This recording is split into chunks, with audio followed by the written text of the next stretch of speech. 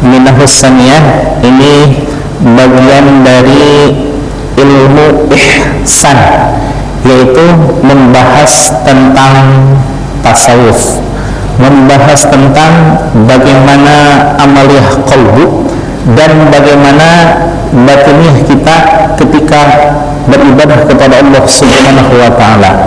Maka ketika beribadah, satu hal yang disebutkan oleh Rasulullah sallallahu alaihi wasallam ketika ditanya oleh malak Jibril, "Ya Rasulullah, akhbirni anil ihsan." Wahai Rasul, kabarkan kepada saya apa itu yang dimaksud dengan ihsan. Sebenarnya ini malak Jibril sudah tahu jawabannya, cuma beliau menyamar datang ke hadapan Rasulullah SAW dalam bentuk manusia, gagah perkasa, bajunya putih bersih dan rambutnya hitam. Beliau bertanya kepada Rasulullah, ingin agar jawabannya didengar oleh para sahabat, yang mana di dalam ilmu pedagogik, kemudian ilmu tarbiyah atau ilmu kependidikan tidak ada ini istilahnya, cuma dalam bahasa Sunda dikenal dengan istilah ngoyagkeun bari mulungan. Apa itu ngoyagkeun bari mulungan?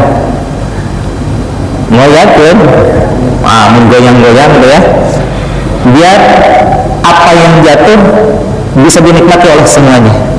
Nah, malak Jibril alaihissalam mewujudkan dirinya sebagai bentuk manusia datang kepada Rasulullah SAW, yang di akhir hadis tersebut Rasul bertanya kepada Umar ibn Khattab, "Ya Umar, atadri man sa'ir?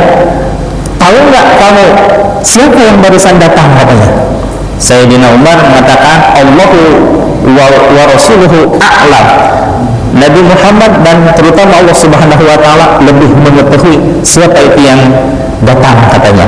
Karena memang Sayyidina Umar bin Khattab tidak mengetahui.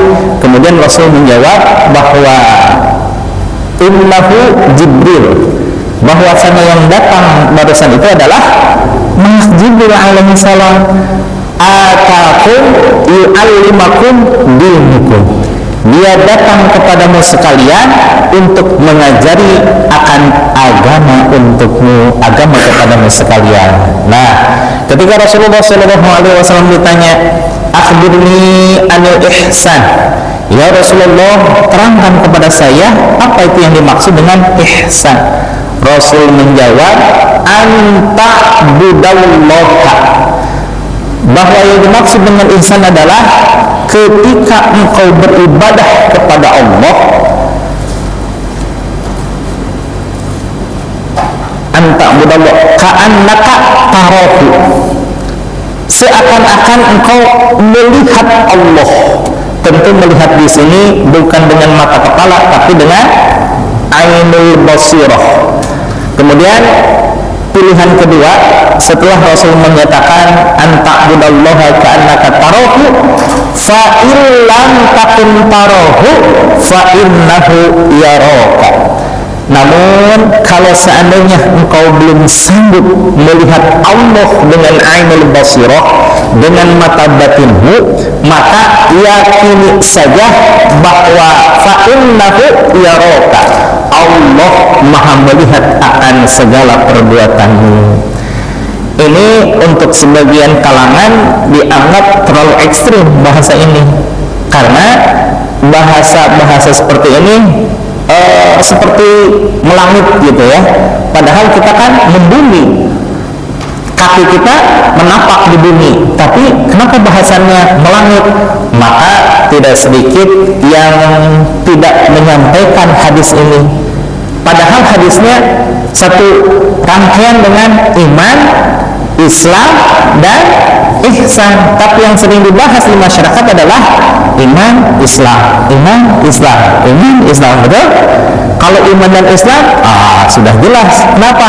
Dengan akal syariat saja, dengan zahiriyah sudah ketangkap maksudnya. Oh, kalau fikih itu sebangsa ibadah, seperti halnya sholat, zakat, puasa, menunaikan haji dan lain sebagainya, kan kelihatan wujudnya. Kemudian kalau tauhid itu pun sama dengan keyakinan bahwa Allah Subhanahu wa taala Maha melihat, Maha menghidupi, Maha memberi rezeki dan Maha segalanya. Sudah pasti itu adalah ketauhidan kepada Allah Subhanahu wa taala. Tapi jangan lupa bahwa di samping tauhid dan fikih itu harus disempurnakan dengan ihsan. Ihsan itu apa? Ya tadi kata Rasulullah SAW, ini bukan perkataan para ulama, bukan perkataan para sahabat, bukan siapa-siapa yang menyatakan, tapi langsung Rasulullah SAW sebagai orang yang paling alim, orang yang paling amil, orang yang paling mukhlas dan mukhlis, itulah Rasulullah SAW. Apa kalam Rasul tadi? Bahwa ketika ditanya oleh malak Jibril, akhbirni anil ihsan, terangkan kepada saya wahai Rasul, apa itu yang dimaksud dengan ihsan? Maka Rasul menjawab, anta'budallaha ka'annaka tarahu fa illam takun tarahu fa innahu yarak. Bahwa ketika engkau beribadah, yakin, seyakin-yakinnya bahwa engkau seakan-akan melihat Allah. Namun kalau seandainya belum sanggup untuk berada di maqam spiritual yang istimewa, yaitu mampu melihat Allah dengan ainul basirah, maka pilihan yang kedua, yakinilah bahwa Allah Maha melihat. Guru kami yaitu Pangasa Ajengan Zazen Bazul Ashhab di Sukabumi, almarhum Allahu yarham, beliau membahasakan bahwa kalimah engkau beribadah kepada Allah seakan-akan engkau melihat Allah, namun seandainya engkau belum sanggup melihat Allah, maka yakinilah bahwa Allah melihat engkau. Ini agak terlalu panjang, beliau disingkat. Apa itu kalamnya? Bahwa ketika mata kontak dengan makhluk, hati tembus kepada Allah. Saya ulangi, ketika fisik kontak dengan makhluk, hati tembus kepada Allah. Ketika kita melihat pohon, yang dilihat siapa? Penciptanya, yaitu Allah. Ketika kita mendengar suara petir, yang diingat penciptanya siapa?